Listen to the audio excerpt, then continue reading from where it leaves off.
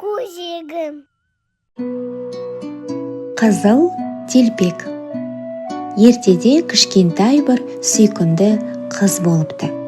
Анасы оны өте жақсы көреді екен. Әжесінің де ең сүйікті немересі. Бірде әжесі немересінің туған күніне қызыл телпек сыйлапты. Қыз әжесінің сыйлығын басынан тастамай киіп жүретін болыпты. Содан бері көршілері кішкентай қызды қызыл телпек деп атап кетіпті. Бір күні анасы бәліш пісіріп қызына: «Қызым, мына бәлішпен бір құты майды әжене апарып, хал жағдайын біліп қайтшы». Қызыл телпек: «Жарайды анашым, апарып берейін», деп бәліш пен май салынған себетті алады. Анасының сөзін екетпейтін қызыл телпек әжесіне аттанады. Оған әжесі тұратын ауылға жету үшін орман арқылы өту керек еді. Қызыл телпек орманда жалғыз жүрудің қаншалықты қауіпті екенін білмеді. Сондықтан ол өлең айтып, гүл теріп асықпай жүрді. Бір кезде орманның ішімен келе жатқан қыздың алдынан бір қасқыр шыға келеді. «Қызыл телпек, сен қайда барасың?» деп сұрайды қызды жегісі келген қасқыр. «Мен әжемнің үйіне барамын. Оған анамның пісірген бәлішін және бір құты май алып бара жатырмын». Қызыл телпек қасқырдың жаман пиғылынан бейхабар еді. «Ал әжең қайда тұрады?» деп сұрайды қасқыр. «Әжем бе? Ол орманның ар жағындағы ауылда, ауыл шетіндегі диірменнің жанында. Диірменнің жанындағы бірінші үйде тұрады», деп қызыл телпек қасқырға әжесінің тұратын жерін дәл айтып береді. Бұл кезде жақын маңда отыншылар ағаш кесіп жатқан болатын. Қасқыр сол отыншылардың дауысын естіп қызға теспейді.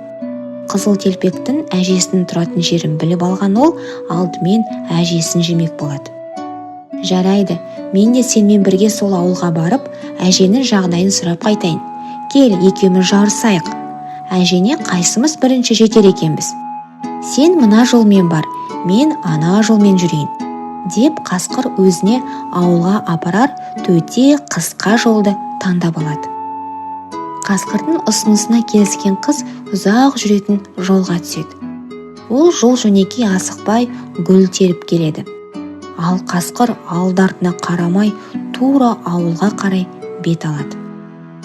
Қызыл телпектің әжесінің үйіне осылай ерте жеткен ол есікті қағады.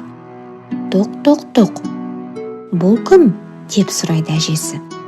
Қасқыр даусын жіңішкеретіп: «Әже, бұл мен ғой, немере қызым. Қызыл телпек, мен сізге қонаққа келдім. Анамның пісірген бәліші мен бір құты майын ала келдім». Бұл кезде ауырып төсек тартып жатқан әжей шынымен немересі келген екен деп ойлап: «Айналайын қызым, тұтқанның жанындағы жіпті тартсаң, есік ашылады». Қасқыр жіпті тартып қалады. Сол кезде есік ашылады. 3 күн аш жүрген қасқыр баса көктеп кіріп келеді. Ашқарақтанып бірден әжейді бас салады да бүтіндей жұта салады. Содан соң есікті жауып, басына әжейдің қалпағын киіп, көзіне көзілдірігін тағып, төсегіне жатады да қыздың келуін күтеді. Сәлден соң есікті қызыл телпек қағады. «Тоқ, бұл кім?» дейді жуан дауыспен тойып алған қасқыр. Қыз гүрілдеген дауысты естіп қорқып кетеді.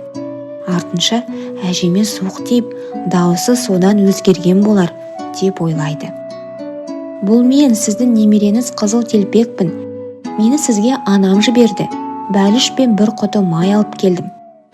Қасқыр дауысын өзгерте қойып, жіңішке дауыспен: «Тұтқаның жанындағы жіпті тарта ғой, қызым, сонда есік ашылады». Қыз жіпті тартып, есік ашылады. Үйге кіреді. Көрпемен бүркеніп жатқан қасқыр оған: «Қызым, себетті үстелдің үстіне қойып, өзің менің қасыма кел». Қызыл телпек бәліш пен майды құйылған құты салынған себетті үстелдің үстіне қойып, қасқырдың жанына жақындайды. Қасқыр енді: «Жолдан шаршаған боларсың, қасыма кеп жата ғой», дейді. Әжем деп ойлаған қызыл телпек қасқырдың жанына жатып, әже, сіздің қолыңыз неге үлкен деп сұрайды. Сені қатты құшағыма басу үшін қызым. Әже, құлағыңыз неге сондай үлкен? Сені жақсы есту үшін қызым. Әже, көзіңіз неге үлкен? Сені жақсы көру үшін қызым. Әже, тісіңіз неге сондай үлкен? Сені тезірек жеу үшін қызым-ау, деп қызыл телпекті бас салып, аяғындағы кебісі қызыл телпегімен бірге жұта салады. Байғұс қыз айғайлап та үлгермейді, бірақ бақытына қарай дәл осы сәтте үйдің қасынан бір отыншы өтіп бара жатқан еді. Отыншы қасқырдың даусын естіп, үйдің терезесіне қарайды. Үй ішінде төсекте орнынан қозғала алмай жатқан қасқырды көреді. Оның қампиған қарнына қарап, не болғанын бірден түсіне қояды. Отыншы жыртқышты ұстап алып, қарнын жарып жібереді. Қасқырдың ішінен қызыл телпек пен әжесі дін аман шыға келеді. Отыншы қасқырдың қарнын қайта тігіп, бос қоя береді. Қызыл телпек пен әжесі отыншыға алғыстарын білдіреді. Әжесі шай қойып, немересі әкелген бәліштерді себеттен шығарып, дастархан жаяды. Сөйтіп үшеуі жақсылап тұрып шай жеді, әңгіме дүкен құрады. Қасқырдың сыбағасын қалай бергендерін айтып мәз болады. Осымен ертегі аяқталды. Балалар, ертегіде қызыл телпектің орманда жалғыз жүріп, қасқырдың арбауына түскеніндей, өмірде, жолда абай болу керек екен. Қандай жағдай болмасын, белгісіз адамдармен сөйлесуден сақ болған жөн. Басқаларға көмектесу өте жақсы, бірақ өз қауіпсіздігіңді ұмытпа. Егер бірдеңе дұрыс емес сияқты көрінсе, тоқтап ойланыңдар балалар.